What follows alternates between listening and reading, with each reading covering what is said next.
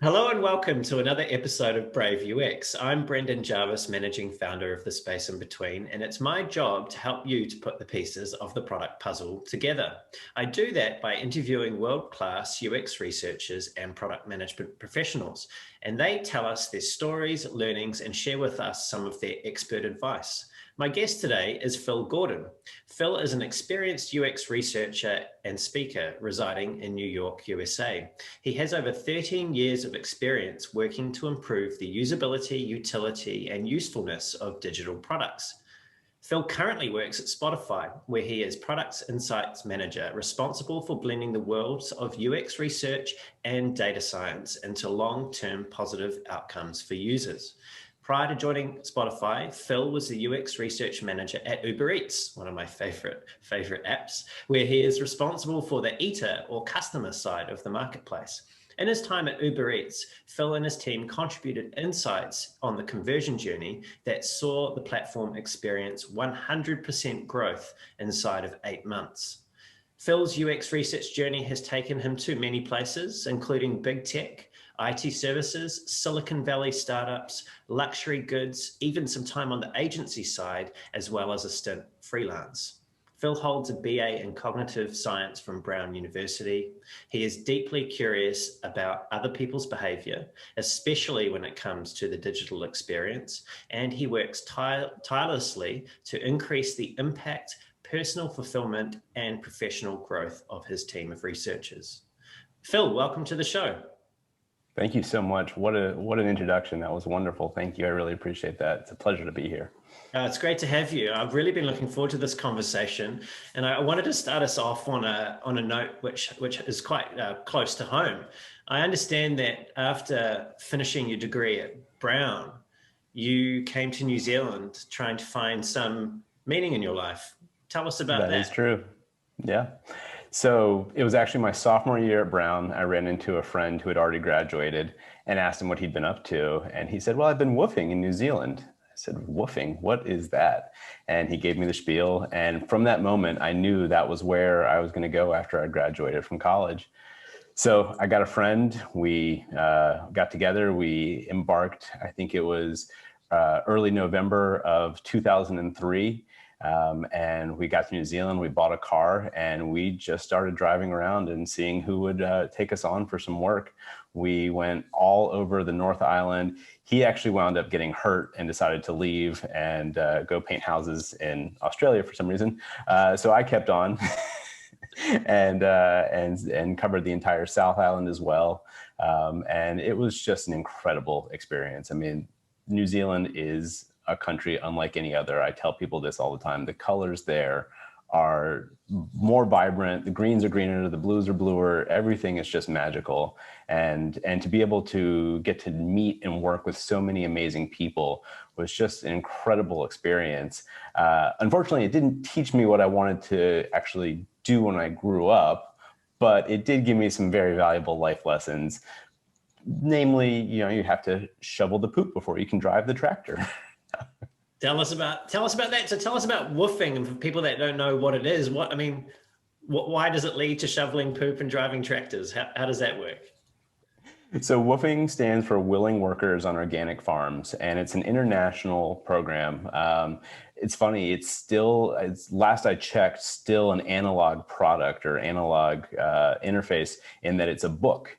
And so you reach out to the individual country in which you're hoping to woof. You receive the book that lists all of the farmers in that country, and then you call them and say, hey, I'm going to be in your area on these dates. Is there any chance that you have availability? And that's the amazing thing, is that they often don't. So you're often trying to find who does have availability, where should I be going? So having a car certainly made that a lot easier. Yeah. But you do start to find places that can take you for whatever period of time, and then you develop relationships with the people. And the amazing thing about it is that it's 4 hours of work in exchange for room and board. So we're not talking, backbreaking all day work. It's just the morning, and then you get to spend the rest of the day doing whatever it is you want to do. So it's a great way to get to experience a country, see it, as a local, and truly make some amazing connections along the way.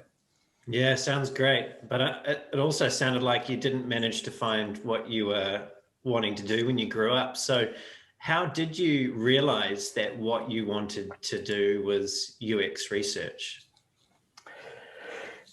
It was not, it didn't come naturally, or it didn't, it wound up falling in my lap, but not immediately. So I'll start by saying that growing up, my dad owned a restaurant. He actually sold it at the start of this year, which the timing is just incredible. Wow, yeah. But he owned it for 44 years. And I didn't realize it, but by working in his restaurant, I was getting a first-class education in customer experience and customer experience research. I remember at one point somebody coming to my dad who had apparently been coming to the restaurant for years and saying, "Oh, I had to wait for my reservation for 10 minutes. I'm never coming back." My dad said, "Okay, well, sorry to hear that. Have a good one." But it just showed me how fickle people can be. And these were just incredible life lessons that I kind of tucked away. Got my degree in cognitive science, wasn't really sure what to do with it, wound up working in an NIH funded research lab, National Institutes of Health funded research lab. Hated that. That was awful. It was just doing the same thing over and over and over again, and it was just mind numbing. Did a couple other odd jobs, and then I wound up in recruiting, or actually sort of day of logistics coordination at a company that was building search interfaces called Endeca. And I had helped hire their first UX researcher. This is a guy named Blade, who I'm in forever debt and thankfulness to. Blade. And Blade Catelli. Oh, And like a vampire hunter. like, yes. Great name, love it. It is, and he's a great guy. And he and I had chatted. I told him about my background, and he came to me one day and said, "Look, I could really use some help. Why don't you come to this presentation I'm giving tomorrow? I'm going to talk about UX research and what it is, and empathetic design." And I went and attended his presentation and was just floored. I was like, "This is what I've been looking for. This is, research is amazing, but it's the right kind of research. You're building on what you learn. It's not just doing the same thing over and over and over again." And so luckily I was able to sort of get the interview, land the position, and he was my mentor. And here I am 13 years later, but again, forever thankful to Blade. No, yeah, great work, Blade. Well, definitely, Yes. definitely you need these people. There's always one or two people in everybody's journey that have been quite important as to where they've gotten. So, no, that's fantastic. I'm interested, you mentioned your degree at Brown, which was in cognitive science. What, if any, role has that played in it, even if it's in a weird, roundabout way, in your practice as a UX researcher? Yeah, it was funny when I was studying at Brown, I chose cognitive science because it just seemed like such an interesting way to spend my education. Brown is unique in that there really are no prerequisites. There's no sort of standard curriculum. You take the courses that are meaningful to you. Obviously, there are requirements to complete the degree. But the thing I loved about cognitive science, and the thing that really hooked me on it, was perception and looking at the way people sort of take in the world and understand it. And so that is certainly a thread that ties directly from what I learned in university to what I do today, because that's what I think that we're doing as researchers, as product owners and managers. We are managing perception. We're managing expectations. And I think that's one of the most critical things that we do in terms of ensuring that somebody is successful using a product. I think that if somebody has clear expectations when they are launching an interface for the first time, their ability to navigate that interface and be successful at whatever it is that you're hoping they do increases significantly. But if you're not able to manage those expectations, if you somehow along the way lose their train of thought, lose what they're doing, they very easily get bored, get distracted, and lo and behold, they're just going to turn away and say, I wasn't doing this thing before, and that was a lot easier than trying to persevere through what I don't understand. So I think that really is the thread that connects the two pieces. And I'm thrilled that I get to sort of help clients, businesses, whoever, understand that relationship. Yeah. Well, you've spoken about managing perception. Let's talk about managing other people, Because I understand in recent years, perhaps in the last 5 or so, that you've taken on more leadership responsibilities and you're now in charge of managing other researchers and their work. Is this responsibility something that you've actively sought, or has it just sort of happened? It was something that I probably 7 to 8 years into my career started to think about, is this the path that I want to go down, or do I want to remain on sort of this more technical path? Those sort of being the two options, especially in-house at so many companies. And I've long had a passion for managing. I think that's something that my dad instilled in me. He obviously, as a restaurant owner, had a lot of different people to manage and a lot of different hats to wear. And so it's probably just something that he innately passed on to me. And I've also felt that by having an opportunity to manage, I would be able to share some of the lessons that I've learned through my career, which has been very much in the school of hard knocks, something that my dad would say, and picking up these lessons along the way. It's the kind of thing where I felt like I could help share that wisdom with other researchers so that they could at least have an idea of, one, it's okay to make mistakes, and two, here are some ways that somebody that I'm learning from has made mistakes and learned from those particular mistakes. So at that point, I started to say, managing does seem like the path that I really want to embark upon. And here I am, several years later, now having that opportunity and loving it. I really do enjoy it. Yeah, this culture around being uncomfortable with making mistakes, no matter how much we say that we buy into the fail fast mentality that sort of pervades our area, we still run up against this. And this is something that I have observed myself. And I really do wonder how much of it has to do with the way in which we're educating people. There's this strive for perfection, and it's really refreshing to hear you say what you've just said about it's okay to fail, and here are some examples, because really important that we break down that perfectionist tendency in the work that we do. I absolutely agree with that. Yeah. So tell me what you mentioned, the School of Hard Knocks, and that you've had some challenges in your career. Perhaps if we think about the move into managing other researchers, what have been some of the challenges that you've had in that transition? Yeah, so I was thinking as I prepared for this conversation with you about reflecting on my career, and especially looking at some of the previous interviews you've done for this series, just seeing some of the luminaries that you're speaking to, and how some of their experiences just seem like they came almost naturally to them. And for me, it feels like I have it's almost like you've got the bumpers in bowling, and just kind of bouncing back and forth off the bumpers as I make my way down the lane. And, eventually you do hit the pins.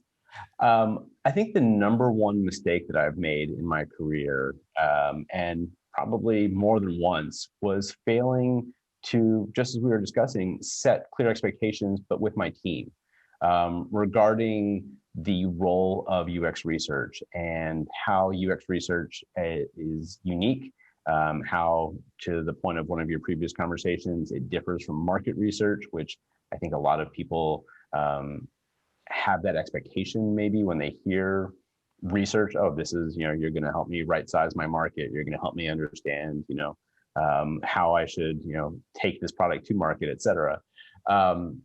And I think that the end result of failing to set accurate expectations with team members is a lack of trust, or the failure to create that inherent trust. And I think that without trust, research is, honestly, it's somewhat pointless, because you could be doing the best research of your life and go to present those results to your teammates with whom you have not built that inherent trust, and they're going to say, great, we don't really care. Yeah. We have other data points that we can reference, and we're just going to do that. And so, I think to be able to share that with people that I manage, and the importance of relationship management. That's one of those lessons that I think is just so critical to helping others achieve the success that they're striving for. So for other people, other researchers that may be watching today, what are some practical things that they can do to help develop more trust outside of the research team? Absolutely. That's a great question. I think the number one thing is just having that level setting conversation with your teammates, explaining what it is that you do, why it is that you do it, certainly highlighting the empathetic nature of research, especially qualitative research, how it differs from quantitative research, how the two can come together to triangulate key insights. And I think that's just the beginning. That's just sort of the initial salvo. But from there, I think what's really important is to continue to think about relationships in much the same way that you would preparing for an interview with a participant. Thinking about what is it that I actually want to accomplish with this person that I'm chatting with? What is it that they're great at? How can I reference that to them and help them understand how much I appreciate what it is they do, so that hopefully they also appreciate what it is I do. But I think continuing to just be prepared for conversations, which again, it's something we as researchers do constantly. We think about the questions that we want to ask. We think about the topics that we want to go into. We prepare a lot to ensure that the conversations that we have when the camera is on go really smoothly.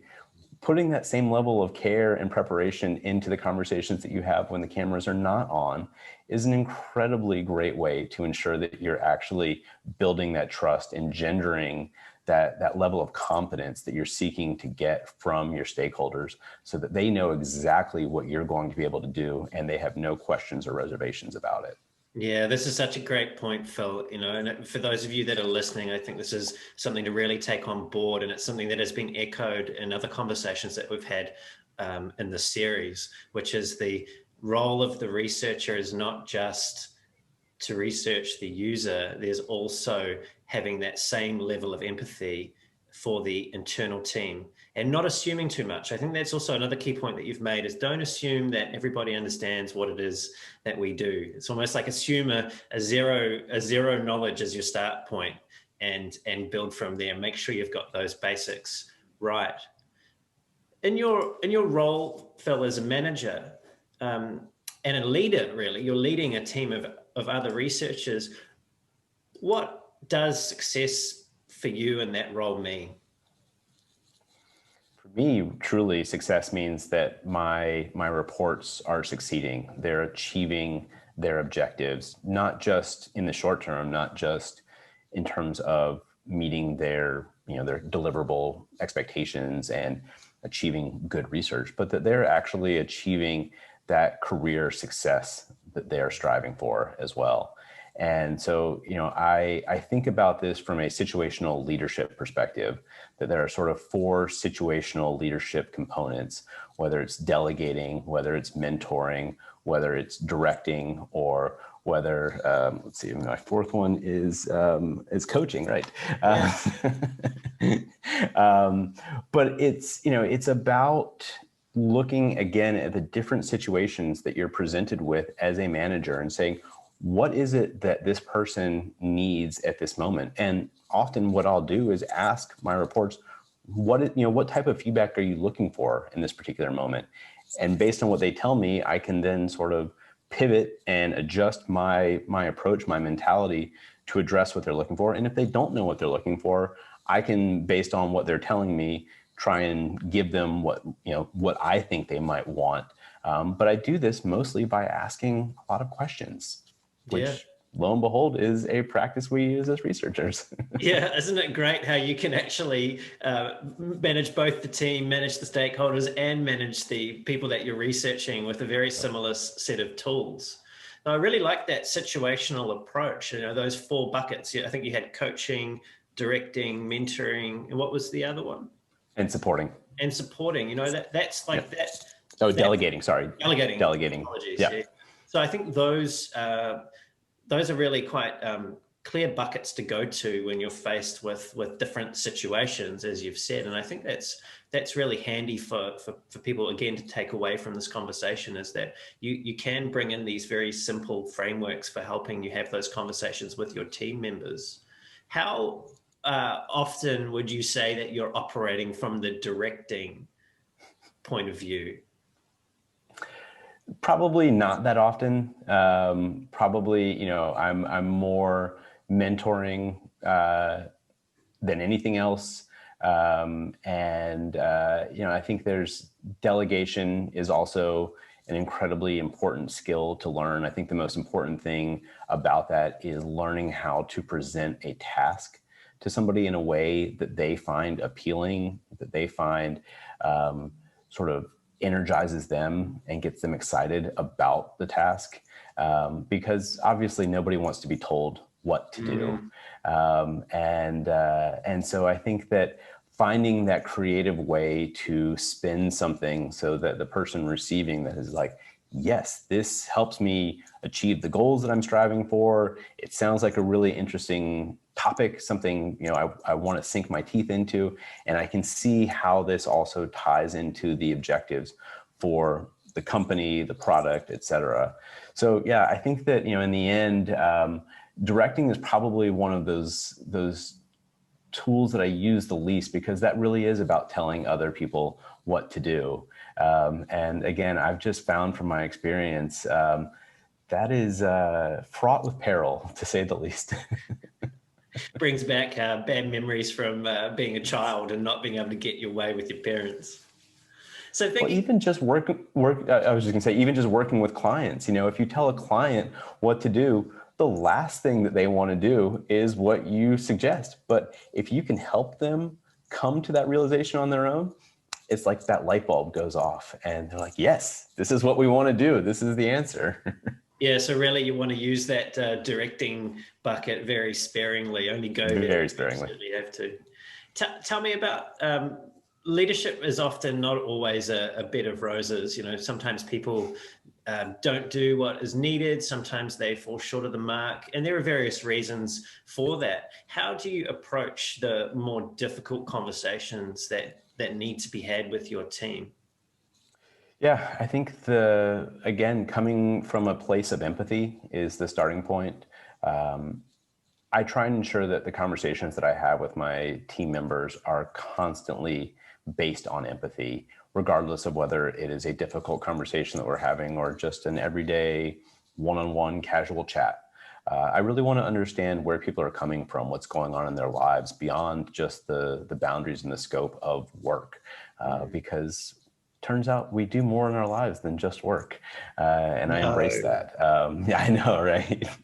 I really do sort of believe in the mantra that we work to live, not live to work. And so, I really try and understand what my reports are up to beyond just their day-to-day work lives. And so that makes having a conversation that is more challenging. If something isn't going according to plan, I can stop and say, hey, seems like something's off here. Seems like things aren't going the way that we want them to. What's going on? And spend the time to really dig into, is there something else? Is there, obviously COVID is stressing people out in ways that they don't even realize. And so, maybe that's something that's at play. It could be something that is just, before you even start to think about it, you start having the conversation, you start to realize, oh, there's something there, and then there's an opportunity to dig more into that. So I think, whenever having difficult conversations, just being forthright and candid, and again, empathetic, really trying to suspend judgment, really trying to acknowledge, this is what I'm perceiving. This is sort of what I'm seeing coming from you. Let's talk more about that, and giving, again, that other person the opportunity to expand and share their feelings by a series of questions. Yeah. So it sounds like leading with empathy. Again, it's a open questions, a genuine interest in what's going on for the other person, but also not being afraid to be direct in a candid way to address the issue as it's happening. Absolutely. I was having a conversation yesterday with a friend and colleague of mine, and this somewhat similar topic came up. And she has a great question that she asks herself, which is, what does love look like in this moment? And I really like that, because I feel like if you can catch yourself in the moment where you might want to jump into directing, or you might want to skip past the empathetic part of this process and just get straight into the candor, that having something like that to go to can be quite useful to make sure that that you're leading in a way that works for both parties. Absolutely. I 100% agree with that. And I think that one of the things we haven't discussed is I have a 2.5-year-old child, and he goes through a lot of emotions very quickly. And, and I think that he has taught me a great deal about looking at situations and saying, I could very easily just yell at you right now, but that's not going to accomplish anything. I don't mean to imply that being a manager is the equivalent of being a parent, but I think that there are a lot of similarities and there are a lot of overlaps. And so I am grateful to him for everything that he has taught me in his very brief period of time on Earth in terms of looking at situations with that lens that it sounds like your friend was mentioning of, what does love look like in this situation? Because again, I've found that, in order to get him to do the things I want him to do, coming at him with love is far more effective than coming at him with anger. Yes, I 100% agree. I also have a 2.5-year-old son, and yeah, it's so true. I think what it has meant for me as a manager and as a leader is it's forced me to slow down and think about other ways of approaching things, which is difficult to do if you're running low on sleep, So definitely, yeah, children, they make you look at the world a different way. Phil, if you were going to give some advice to, unsolicited, but let's do it anyway, to someone that's in UX research that's either been given management or leadership responsibilities for their team or is looking to take those on, what would you say to them? I would say look at it in much the same way that you developed new skills over the course of your UX career. Whether you're a researcher, whether you're a designer, or whether you're something else in UX or maybe even just in product. That when I first started my career, to me, usability was the end all and be all. I wanted products to be usable. That felt like that was what I was trying to achieve. And I come to realize after a while that usability is really just table stakes, that there's so much more to that in achieving success. We've talked about setting expectations, building engagement. And I think the real pinnacle is even trying to achieve some sort of loyalty, but we'll table that for a moment. The point I'm raising though is that I went into my career with this perception, this expectation that what I was trying to achieve was usability. Over time, I started to realize that I could do so much more than that. I could also start to do generative and discovery research that would help create products that didn't even exist yet. And that was an entirely new set of lessons and skills that I had to develop. And honestly, I didn't really get to that point until I was probably 4 or 5 years into my career. I really spent the beginning of my career just doing usability testing. Then I spent the next phase of my career really getting to understand, what does discovery research look like? When are the best times to use discovery research? How can I get the most from discovery research? And then how can I ensure that the clients for whom I'm doing this work actually appreciate it and integrate it into their thinking as well, as we were just discussing. And so I think those same sort of lessons apply to becoming a manager, that it's a process of learning. I acknowledge that I am now 2 years into my career as a manager. I am just scratching the surface on what it truly means to be a great manager. That said, I've seen a lot of great examples of bad management over the course of my career. So, there are a lot of things I know not to do, but I think that's also one of the challenges is, trying to find those examples to either emulate or to say that's an example of how I don't want to go about doing something. And so I think that, it's just that same process of developing a skill set, honing, practicing, and again, acknowledging that it's okay to make mistakes so long as you're growing and learning from them. Yeah, 100%. So we've touched on this earlier in our conversation, and again, it's a sort of a management focused question. But when you get to the position that you have and you're responsible for a team, you start to engage with a more senior level in the business with people that are also responsible for other areas. What does it look like effective management either across or up to more senior stakeholders? How do you approach that? Again, I think it's all about coming prepared, understanding what is it that this person is looking to achieve, acknowledging that the higher somebody goes in the hierarchy of a business, the less time they have to really sink their teeth and their attention into the minutia of certain decisions. And so acknowledging, what is the level of summary, what is the level of information that I want to deliver to this person? And based on my experience working with them, how do they tend to receive information? Am I best served by creating a highlight reel? Am I best served by just putting together a couple of slides that point to the key learnings from something that we've just gathered? So again, it's all about preparation. It's all about taking what you've previously gleaned and gathered and applying that to the particular situation. And I think that if done effectively, I know this sounds like a lot of work, but it actually, I think, shortcuts the total level of effort, because you're not having to chase your tail, following up with somebody time and time again to help them understand. You're hitting them with information one time, but doing it in a way that really ensures that it finds the right audience, the right receptors in that person, and then you can move on to whatever else it is you need to be doing. Yeah. So it sounds like, think about the other person, what motivates them, what's driving them, the pressures that they have on them. Tailor what you're putting to them to suit how they make decisions, because ultimately it will lead to quicker decision making and less stress and effort on your part. I think that again, that's a really, really key point. I remember reading something recently, and the point that was being made is that the value of your insights should have an inverse relationship with how long you spend explaining them. And I think there's often a tendency in research for us to feel like we've done all this work, here it all is, yep. But it's not always what people need to make decisions from.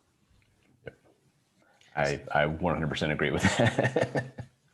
So Phil, tell me, outside of the UX research team or teams within Spotify, who else, what other parts of the business are you most closely working with?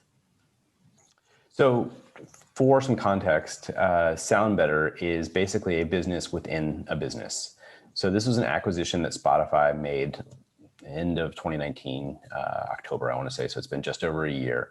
And one of the really unique things about it is that we are basically a startup within this larger organization.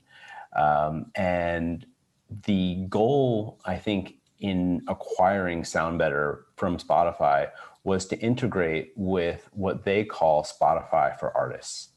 Spotify for Artists is a suite of tools that basically give the artists that we know and love and listen to data, insights, the ability to understand what kind of impact is my music having in terms of engagement with the Spotify audience. And so SoundBetter is meant to be an opportunity for artists who are looking to collaborate, who maybe don't have all of the sort of available collaborators that they would want to work with at their disposal, be able to go out and hire somebody. So it could be a singer-songwriter who is looking to hire a producer Now, of course, a major label artist probably has somebody that that major label is going to recommend for them. But we're talking about more independent artists who don't have this stable of people that they can just call on at the drop of a hat. And so I think the real goal of integrating SoundBetter into this Spotify for Artists community is to ensure that basically everybody is operating at something of the same level. Now, of course, again, a major label artist is going to have a different budget, a different set of opportunities in terms of how their music is marketed, how back when touring was a thing, they could go out on tour, all of these things. But right now, the playing field is pretty level in that there is no touring. And so I think it's a really interesting time for artists to be exploring this collaboration space, because there are so many unique tools like SoundBetter out there allowing this kind of thing to happen when maybe even 5 years ago it wasn't possible. So I think that's sort of how this all integrates together. So I work very closely with this Spotify for Artists team. Right. And are product managers a group that you are engaged with regularly? Absolutely. So we have 3 product managers within SoundBetter, and then there are, can't even count how many product managers just within sort of close proximity to us within what we call the marketplace business unit. So yeah, some product managers are somebody who I'm engaging with constantly. Yeah, I was curious about this, and it's something that I have been wanting to explore through this interview series, is the relationship between UXR and product management. So this is kind of quite an open question. We'll just see where it goes. But in your observation, working with product managers, what is it that they really care about, and what is it that they want from UXR? Yeah, I think what they want is similar to what everybody wants, which is that confidence to make the right decision. I think we're all constantly looking for that signal, that data, whatever it might be, that insight that tells us, oh, absolutely, yes, definitively, this is the way to go. Unfortunately, that doesn't happen all that often. And I think that what the beauty of the relationship between UX research and product management is that it does help them start to understand some of the why. At Spotify, as you mentioned, I also manage a data scientist, and product insights at Spotify is this collaboration between UX research and data science. It's this triangulation. Data science tells us a great deal about the world that has already happened, but we're often building products and features for the world that we want to exist in the future. And so I think that the real value, especially for product managers through research, is getting that opportunity to understand, well, why might this be successful, or why might it not be successful? We can certainly go and A/B test. We can certainly go and generate more data once we've decided to launch a feature, but there's really not a lot of great data out there that currently exists that will tell us, again, definitively, yes, this is going to work, or no, it's not going to work. And again, I think that's where research comes into play, that I can go and empathize, go and understand by looking through the eyes of somebody else, of my actual users.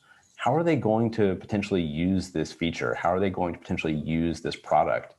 And based on what I now know about that as a product manager, I can then go and work with all the other people that I interface with to help them understand. And so I've long thought that the crucial component between research and product management is that ability for product managers to inherently understand what is it the research is telling us, because they're going and engaging in so many other conversations where researchers really aren't there.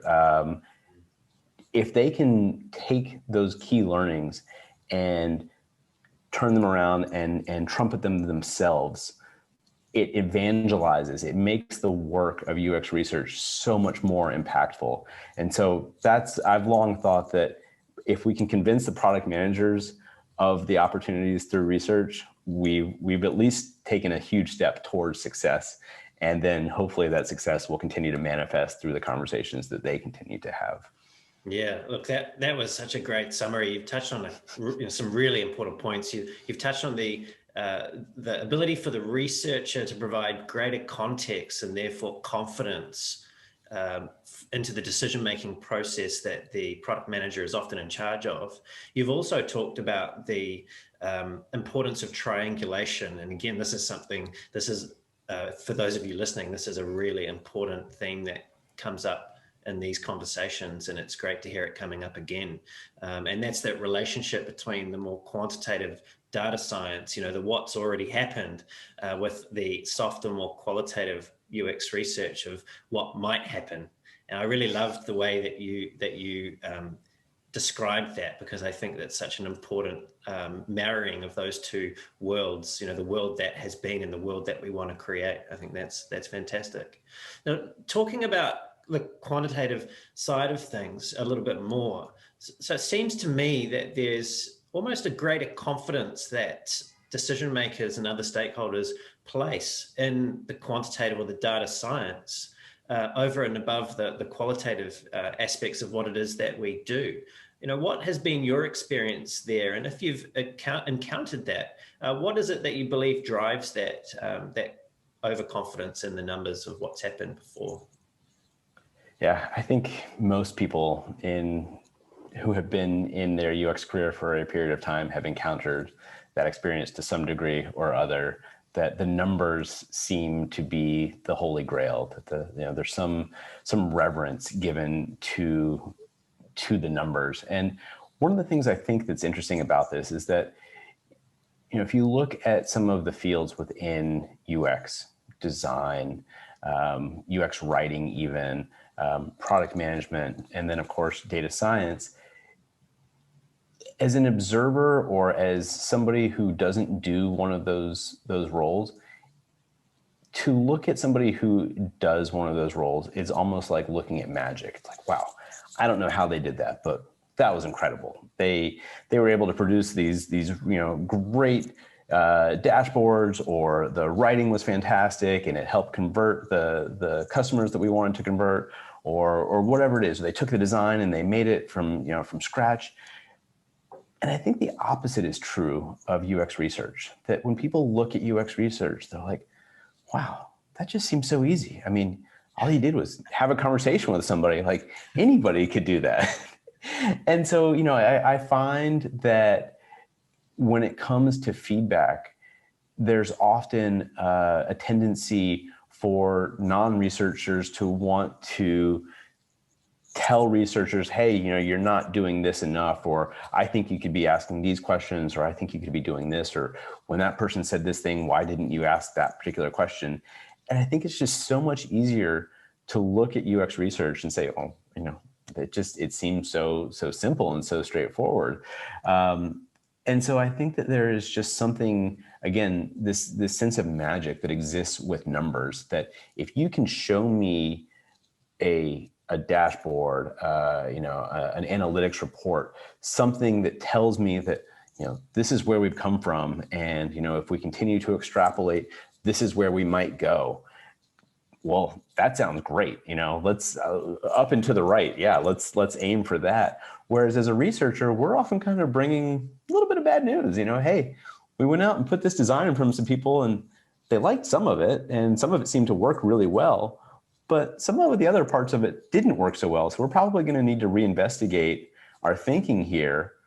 Well, that's kind of a buzzkill. I really wanted it to work. So you're telling me that you're going to rain on my parade and tell me that it's not going to work? We have to rethink that. I don't want to do that. So I think that's a little bit of the discrepancy between research and especially a role like data science when it comes to compelling and creating that narrative within the minds of those who we're trying to ultimately convince. So what can we do as user researchers to build more confidence? I think the number one thing is getting stakeholders involved in research, helping them start to see what it actually looks like not just to come and observe a session or two, but to truly, maybe even try their hand at a research session, discover that lo and behold, it's not so easy to just have a conversation with somebody, that you're trying to think about the question you want to ask 2 questions in advance, while also capturing the feedback that somebody is giving you right now, while also actively listening to what they're saying so that the next thing you say doesn't sound like a bunch of gibberish. I think that by developing that empathy within our stakeholders, within those with whom we work closely, there's a great opportunity to showcase the challenges of UX research, but then also the opportunities that it does create. Again, the beauty in my mind of research is that we don't have to go out and boil the ocean. We don't have to look at every possible data point. We can do a short series of conversations, learn from that, and then go back and use that to inform our thinking and follow that up with another round. I've long described UX research as almost like a par infinity in golf. I'm not a golfer, so bear with me here. But imagine a hole in golf where you are never actually going to get to the goal, but you're always striving to get closer. You're always striving to say, in that last shot, I was off a bit, and now that I'm looking at where I want to go, I realize I need to pivot almost, 45 degrees or 90 degrees, or sometimes even 180 degrees to now achieve that next shot that gets me closer to what I'm trying to go for. And I think that when you start to appreciate that, when you realize that research is not just a one and done, oh yeah, we went and did that and it told us a little bit and now we're just going to move on to something else, you realize that it's actually this cyclical process. That's where people start to get that aha moment and say, oh, all right, I'm going to build on what I previously knew and understood. And then I'm going to continue to advance my knowledge by doing that process over and over again. Yeah, I love it how empathy has come up again. In this context, it was have the stakeholders have some empathy for the researchers by putting them in the hot seat of being the moderator or the interviewer, and get an experience of just how tricky it is to guide these conversations to places where you can find insights. Now, I know you've recently given a talk at UX New Zealand, which was held a week or 2 ago, and that was exploring this difference between empathy and sympathy for your users. What is the distinction between those two things? Yeah, so let me start by saying that in doing this presentation, I had paid a lot of lip service to this particular topic over the course of my career. As I've already discussed, I've gone into conversations with colleagues to help level set expectations. What is it that I do as a researcher? Well, I help build empathy. But I'd never actually taken the time to explore that difference between empathy and sympathy. And there were a series of events recently within my team that led me to say, I think it's important. I think it's beyond important. I think it's critical that I help my team start to understand the differences between empathy and sympathy, because I think that if we make sympathetic decisions, we're doing ourselves and our customers a disservice. And so I went and sat down and really started to dig into the research and was blown away. I was really floored by, again, having spoken to this for so long, what these differences really are. And I came across a great presentation by Brene Brown. Highly recommend just Googling her and listening to some of her thoughts on this topic. She does a fantastic job of concisely sort of illustrating these differences. But one of the things that I was really amazed to learn was that sympathy is born from the idea that I'm looking at you, I'm seeing you and your discomfort. I'm uncomfortable looking at your discomfort. I don't want to feel that way anymore. So I want you to stop being uncomfortable so that I can stop being uncomfortable looking at you.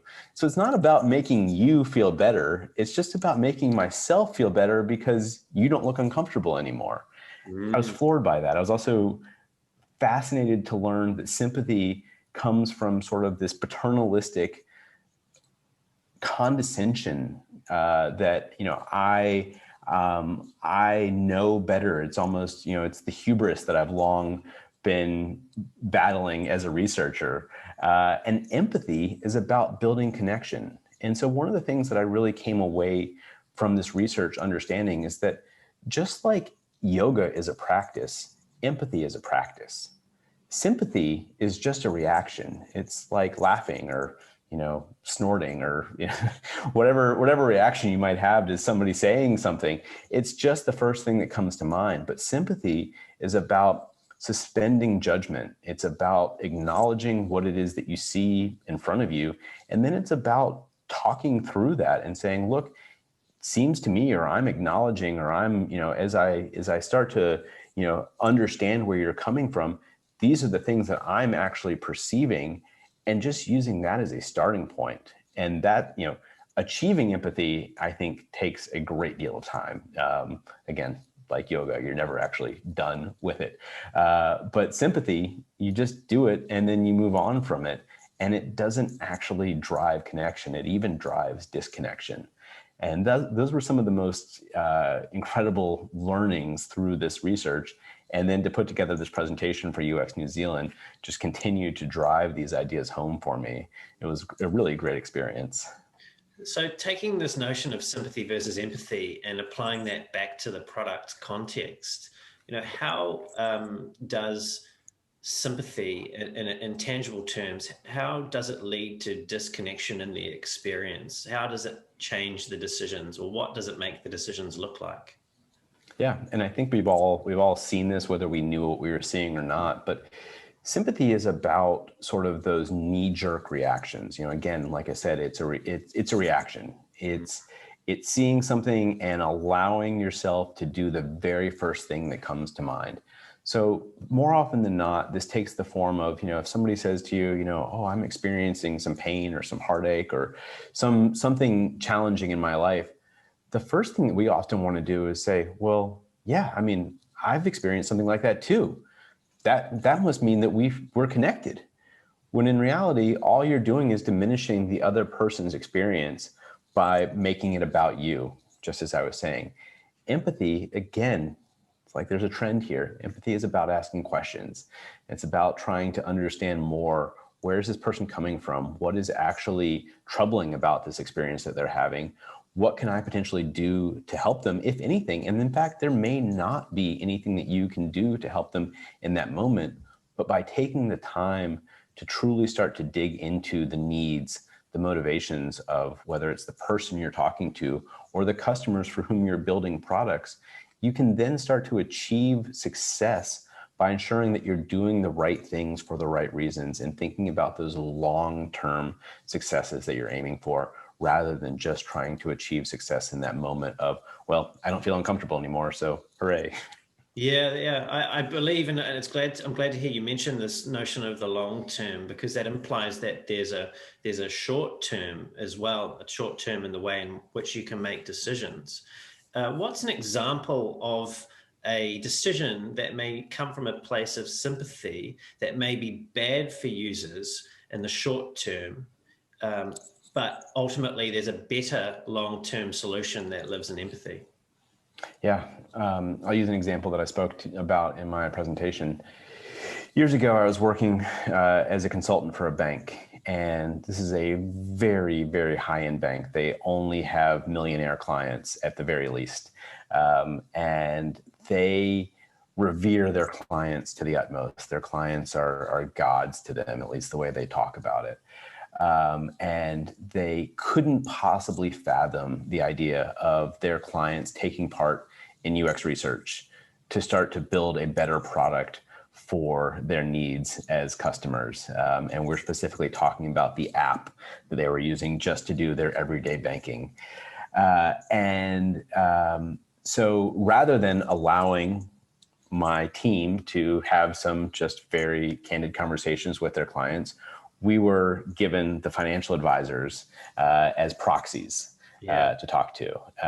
And they could tell us what their clients needed. And, and ultimately what it came down to is they were fearful of making significant changes to their product experience. They basically wanted the app to stay the same forever.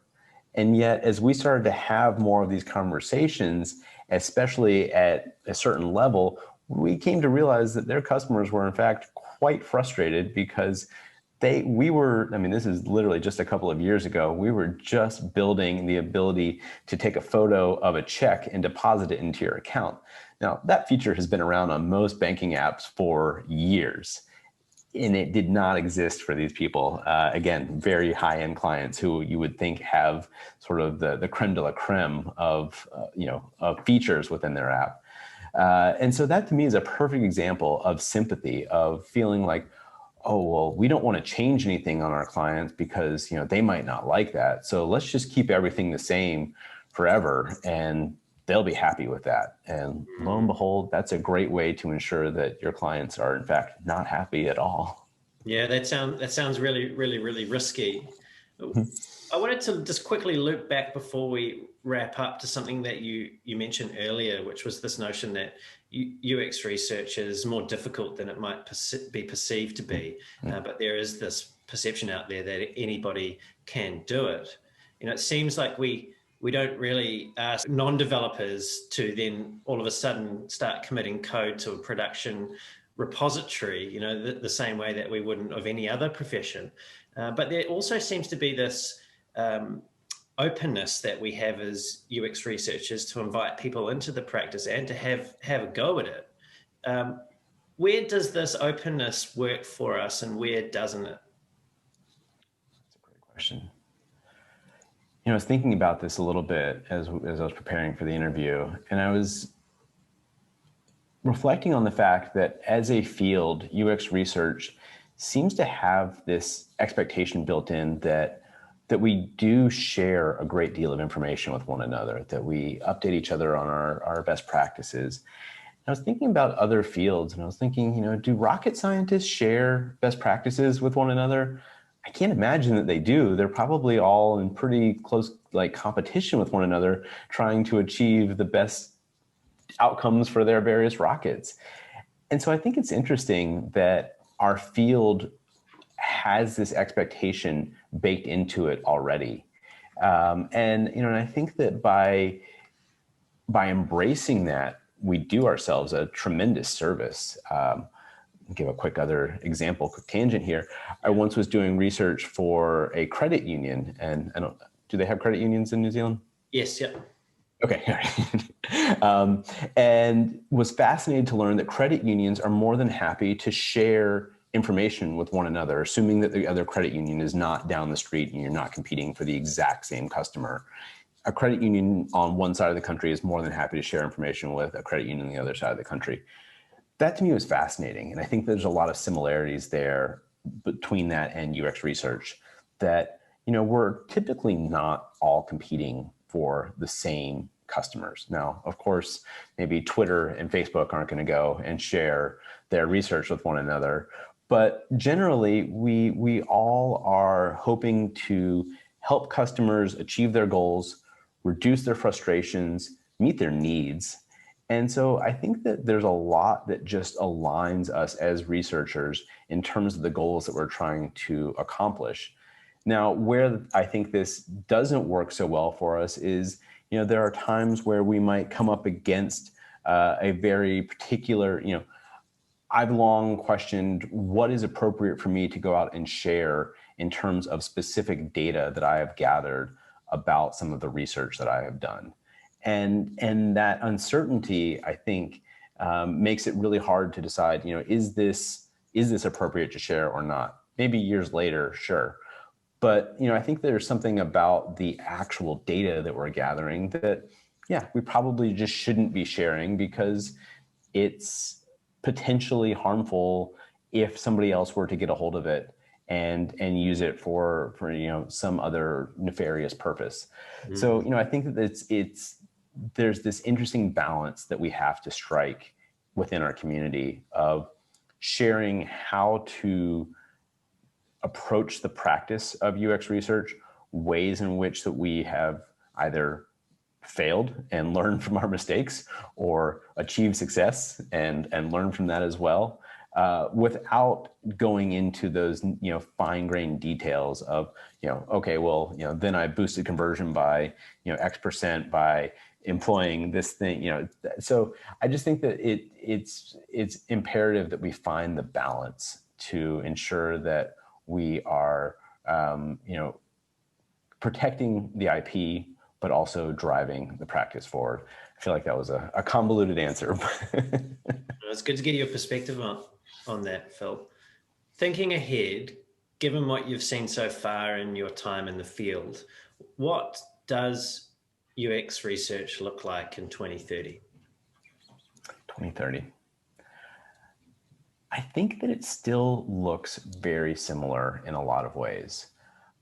I've been incredibly impressed with how technology has helped me as a researcher conduct my practice.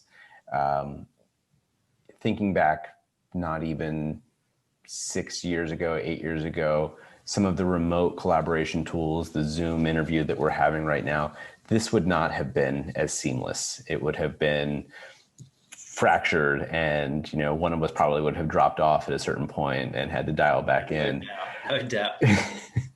But I've long felt that remote collaboration tools like this are an important part of UX research, because I know that it allows me to extend my scope, extend the reach of my research infinitely. I can have conversations with people in other parts of the world that, if I were to spend the time traveling to those places, the ROI just wouldn't be there. But I can have that conversation from my home, my couch, wherever.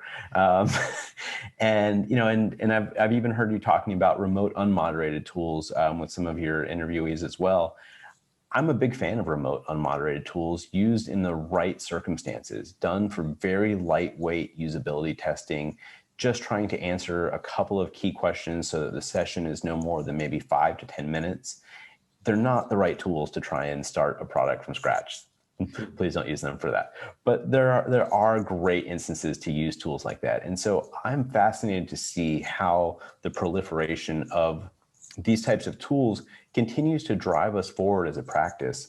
But I also think, and I can't remember which of your interviewees was mentioning this, there is an inherently human element that AI will not replace us as researchers.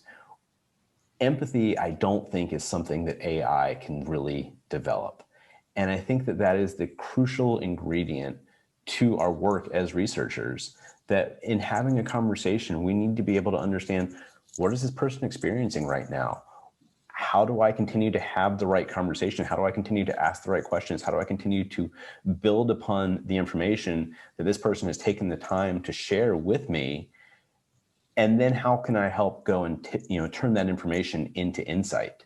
And so I think that we will continue to benefit from new technology as researchers. I think that it is going to mean that we are able to conduct our research even faster, that recruiting becomes even easier.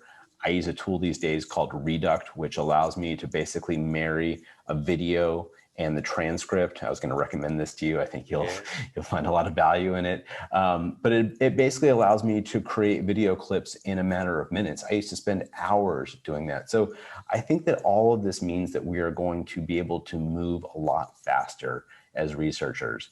And that, there have been times in my career where I've heard the complaint that research slows things down. Now, of course, I don't believe it, but I think that we will be able to demonstrate to a much broader audience in a very short period of time that no, research doesn't slow anything down. In fact, if you're not doing research, you're slowing yourself down. That research can actually help speed everything up tremendously. So that's where I see us going in the next 10 years. Yeah, I think removing that objection through smart use of technology is a really important point. And also what you've said, you basically said that our superpower is our ability to use empathy and the tools available to us to help people make smarter decisions and take that risk out of their product process. Are you up for playing a quick game before we... Absolutely. Okay, so if you've watched the previous episodes in the series, you may be familiar with what this game is called. It's called What's the First Word That Comes to Mind? It's really simple. I'm going to say a word, your brain will automatically think of a word, and then you'll just tell me what that word is. Sounds good. Ready? I'm ready. Okay, the first word is sympathy. Disconnection. Leadership.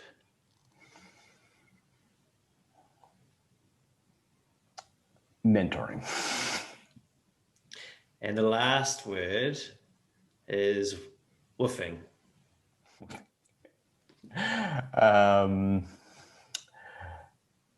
Character building. Yeah, you mentioned shoveling poo for a tractor. Yeah, anyone has had to do that. That's obviously character building stuff. Yes, that's how my dad would describe that. So, Phil, why do you continue to try and bring more empathy into design and product decisions in a world that is full of big data and increasing levels of automation?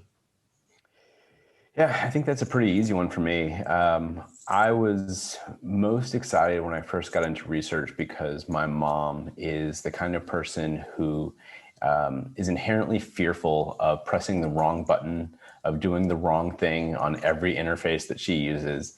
And so pretty much all products that I work on, build, contribute to, I'm constantly thinking about how would my mom engage with this? You know, is this something that would make it easier for my mom to understand?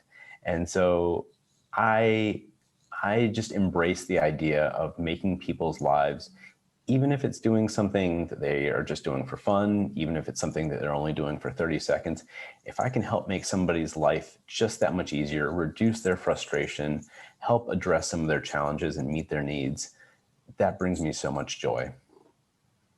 Thanks, Phil. That's a really great place for us to wrap up. I've really enjoyed today's conversation. It's been great having you on the show. Thank you for so generously sharing your experiences and your knowledge and all the stories that you've shared with us today. Thank you so much for having me. It's really been a pleasure. I'm sure that our community is going to get a lot of value out of the conversation that we've had. And we're really trying to, I suppose, share these stories with the community so that we can build better and more human products. And it was funny you talking about your mum, because I was that guy as well in my family, you know, and if I can help remove some of that frustration, then it will be a life well lived. What's the best way for people to connect with you if they want to keep in touch with what you're up to, or just to say thank you for sharing your knowledge?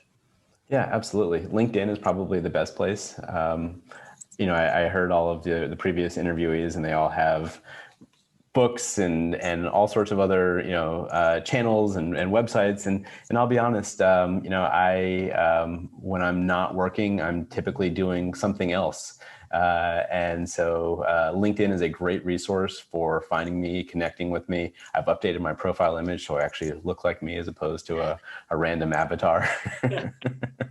That's But great. yeah, it's a great place to get started.